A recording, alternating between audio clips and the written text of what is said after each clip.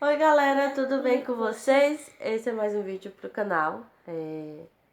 Vou fazer um vídeo de respondendo perguntinhas rápidas, né, que a gente teve.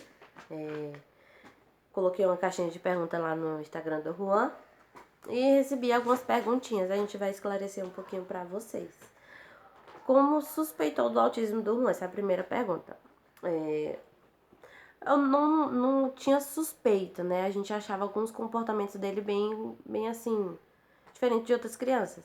O Juan, ele gostava de brincar, mas ele não brincava por muito tempo com as outras crianças. Então, assim, ele ficava mais tempo isolado, ele participava da brincadeira, mas ele não entendia, né? Ele não conseguia fazer algumas coisinhas sozinho.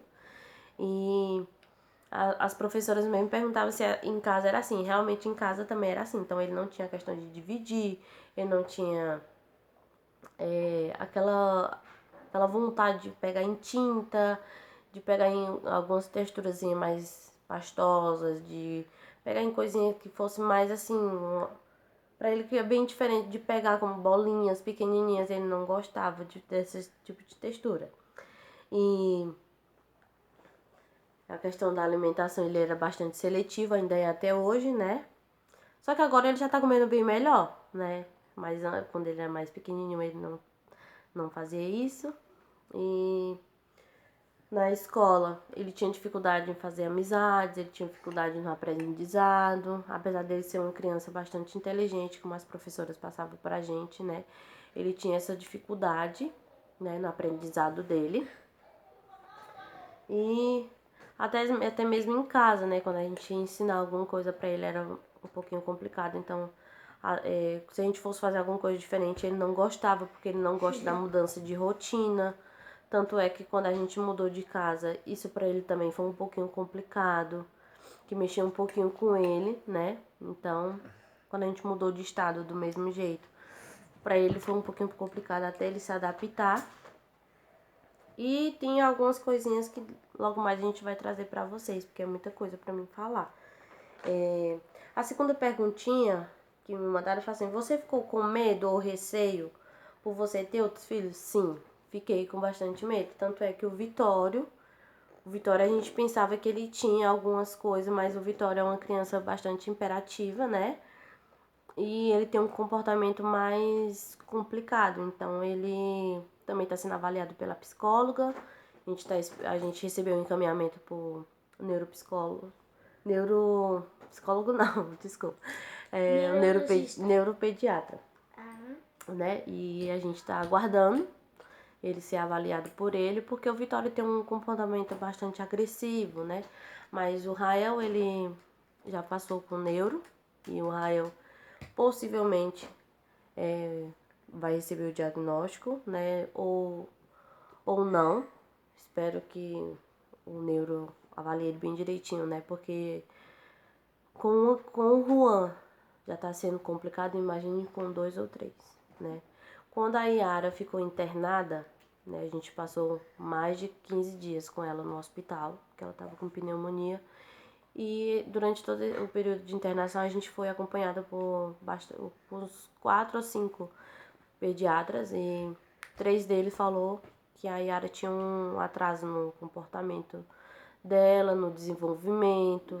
Então eles falaram que possivelmente ela sim teria, né, também, porque ela não olhava fixo pra gente por mais de 10 minutinhos, porque eles faziam esse teste com ela toda semana, todos os dias, né?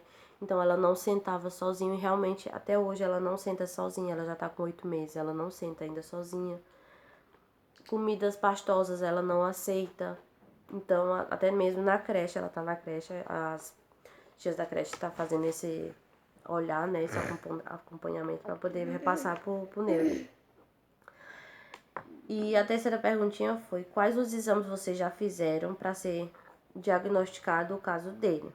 Bom, exames específicos mesmo, a gente só fez o elograma, mas a gente não recebeu o resultado ainda, né? E alguns exames de sangue o Juan fez, recebeu, tava tudo ok.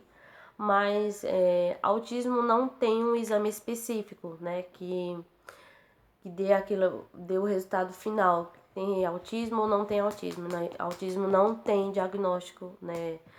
Não tem um exame que diagnostifique assim, certo, né? Mas o neuro avalia mais o comportamento da criança, algumas coisas que vê que a criança é diferente de as crianças que não tem. Então, é o que a gente tá esperando, né, ele fazer. E ele passou um pra ele, né? E pra ver se ele tem hiperatividade e para poder fechar mais o diagnóstico dele, foi o EEG, o eletroencefalograma, né? Ele passou, né, para ele. A gente está aguardando fazer também, porque a gente conseguiu mais particular, o público a gente não conseguiu ainda, né? Então, a gente está aguardando. Quarta pergunta, sobre o caso do seu filho, como você tem enfrentado essa situação? Tem tido ajuda financeira e psico? Então, sobre o caso do Juan, é bastante complicado para mim falar, porque tanto eu como ele é um pouco bem complicado, porque é uma coisa que afeta o emocional, né? Então, assim, eu não demonstro, mas quem conversa comigo, quem me conhece, pode, depois você pode falar. Quem me conhece, né, sabe que a gente fica bastante desgastada emocionalmente e fisicamente, né? Tanto é que eu tô cheio de olheira, às vezes é meio complicado. Porque para algumas pessoas eu sou uma pessoa mais fria, mas eu não gosto de demonstrar para outras pessoas. E ajuda financeira a gente teve quando a gente fez uma rifa, né? Que eu quero até agradecer a todo mundo que compartilhou, a todo mundo que ajudou. Que foi uma ajuda que a gente teve. Mas fora isso a gente não tem ajuda financeira de outras coisas, né? Ele não... Algumas pessoas já me perguntaram se ele recebeu o LOAS, ele não recebe, porque ele não tem um diagnóstico fechado. Apesar dele ter um relatório médico que consta o CID e tudo mais, mas a gente não conseguiu ainda, a gente não tem essa ajuda.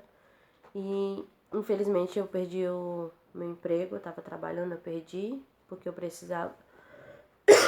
Desculpa. Precisava estar com ele ali, acompanhando ele nas consultas e tudo mais, e a pessoa não entende, né? E também era bastante complicado porque eu ia faltar muito. Desculpa. E acabei perdendo meu emprego. Psicólogo ele faz toda semana, né? Toda terça-feira ele faz acompanhamento psicológico em grupo, né? E de 3 em 3 meses ele faz sozinho. Pode falar. Então, é dia de terça, igual hoje eu vou fazer. Se der, né? Ó, quinta pergunta. Como sua família está aceitando esse caso? E como tratam você e seu filho? Tudo bem. Tudo bem. Né? Como sua família está aceitando esse caso?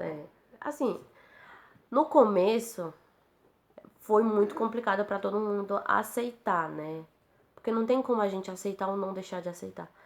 Porque é uma coisa que aconteceu e infelizmente a gente não tem como reverter essa situação.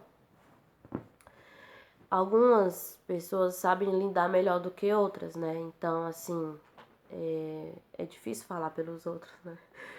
Mas é uma coisa muito complicada de poder pontuar, assim, né? Pra poder trazer aqui. E como tratam você e seu filho? Também é bem complicado, Tudo né? bem, né? Mais ou menos. E assim, quando o Juan tá dando as crises dele, ele grita muito, ele chora muito. Então, assim, ele coloca a raiva dele pra fora. E algumas pessoas não sabem lidar com isso, né? E aí é um pouco meio complicado. Sexta pergunta. Ele está na escola? Se sim, ele se adaptou ou teve algo que prejudicou ele? Bom, durante... Sim, posso falar? Sim, a professora do terceiro ano. Quando eu queria vomitar, ela fez eu não correr no corredor. Ela quisesse que eu vomitasse, mas ela fez eu andar até o banheiro. Quase que eu vomito no corredor. Ano passado, o Juan tava no terceiro ano, né? E ele vivenciou esse momento aí com essa professora. Apesar dela ter ficado com ele, assim, uns 2 anos seguidos. Quando foi em dezembro, né? Eles estavam fazendo uma provinha. E aí foi no dia que ele passou mal. Foi na mesma semana que ele passou mal, e aí eu tava no trabalho. A minha mãe foi pegar ele na escola e ele vinha passando mal no caminho. Só que quando ele chegou em casa, ele falou que ela tinha... Quando foi em dezembro do ano passado, ele... Foi na mesma semana que isso aconteceu, né? Ele teve esse fato na escola, né? Que ele tinha passado mal, ele tava vomitando e não tava tendo força nas pernas. E aí ele quis correr, né, da sala. E aí a professora falou uma frase pra ele, que pra ele eu acho que marcou muito, que ele até hoje não esquece. Então ela falou pra ele assim: "Ah, quer dizer que pra fazer atividade você tá bem, mas pra correr..." Aí a professora falou pra ele essa frase, né, que ele pra fazer atividade ele não tava bom, mas pra correr ele tava, e essa frase marcou muito pra ele. E aí, pode. E eu falei assim: professora, e se fosse você no meu lugar? Nossa, você não pode responder as pessoas assim.